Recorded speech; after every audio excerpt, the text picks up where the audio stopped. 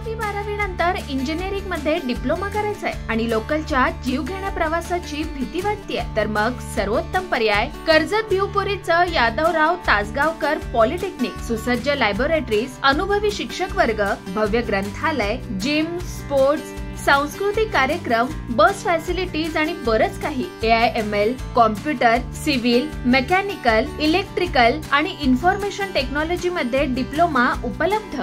राज्य माझा न्यूज, आपल्या हक्काची डिजिटल वाहिनी. ज्ञानेश्वर म्हात्रे.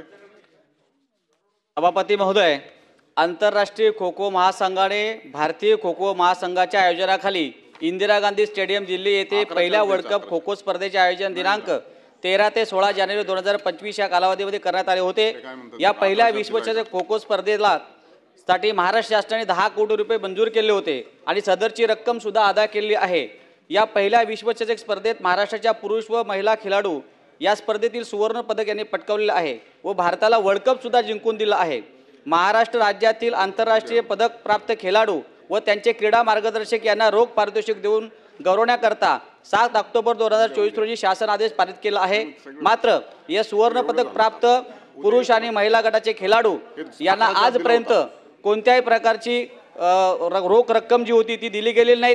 तसेच जे खेळाडू होते त्या खेळाडूंना क्लास 1 ऑफिसरची नोकरी सुद्धा देण्याचं आश्वासित केलं होतं. दोन्ही गोष्टीची कारवाई झाली नाही.